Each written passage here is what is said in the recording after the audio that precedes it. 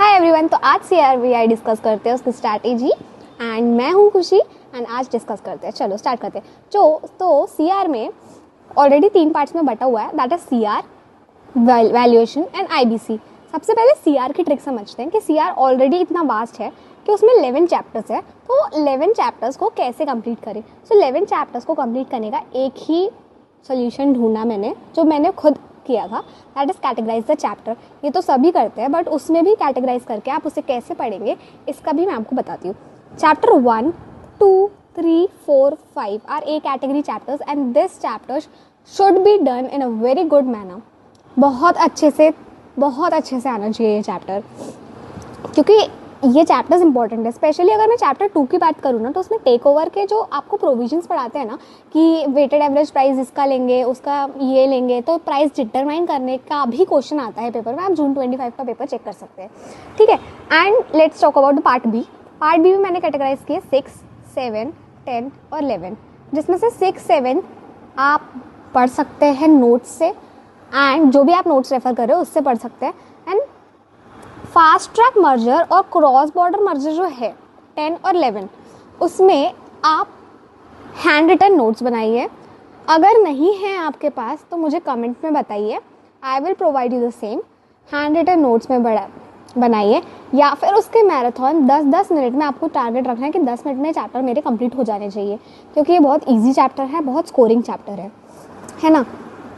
Chapter 5 और chapter 9।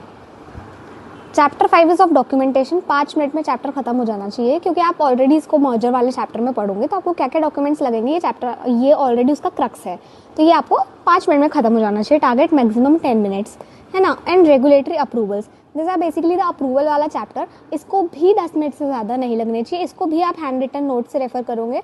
Hand written notes नहीं हो तो कमेंट में पिन करो, मैं आपको बताती हूँ, हैंड रिटन नोट शेयर कर दूँगी, ठीक है।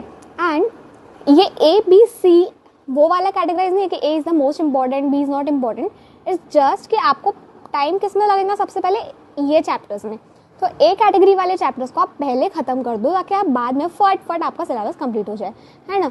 अब बात करते हैं वैल्यूएशन की। वैल्यूएशन में सिर्फ 2 चैप्टर्स है, ओके। वैल्यूएशन में 2 चैप्टर्स में नोट से आपको थ्योरी पार्ट पढ़ना है, एंड न्यूमेरिकल का आपको जिस भी आप क्लासेस से पढ़ रहे हो न्यूमेरिकल करके ही जाना है, बिकॉज जून के पेपर में 7.5 मार्क्स के 20 में से न्यूमेरिकल्स आए थे। एंड आपको भरोसा होगा नहीं, न्यूमेरिकल इतने स्कोरिंग होते हैं कि मेरे को 7 मार्क्स मिले थे 7.5 में से। वो 2.5 का भी उन्हें कुछ 5.5 का भी उन्हें कुछ दिया नहीं कि उन्हें क्यों काटा, बट स्कोरिंग होता है, ठीक है। अब आते हैं बात IBC को आप ऑलरेडी इंसॉल्वेंट IBC वाले सब्जेक्ट में पढ़ लेते हो, तो इसमें मोस्ट इंपॉर्टेंट चैप्टर अगर मैं बोलूँ सबसे ज़्यादा पूछने लायक है तो CIRP, PPIRP, liquidation, voluntary liquidation, winding up, strike off. ये आपके इंपॉर्टेंट चैप्टर्स है, जिसमें कि वाइंडिंग अप और स्ट्राइक ऑफ आपने ऑलरेडी पढ़ चुका है ना।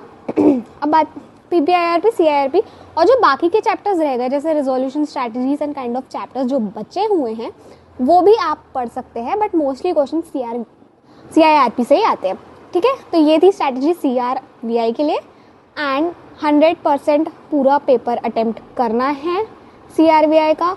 2 पेपर देने हैं, 2 पेपर 7 दिन में मैनेज करना है, कि 7 दिन में आप CRVI इंक्लूडिंग CRVI पूरे बोल रही हूँ, not CR, not valuation and not IBC, CRVI पूरा आप 7 दिन में ख़त्म करें, 6 दिन प्लस 1 दिन पेपर का, ओके। चलो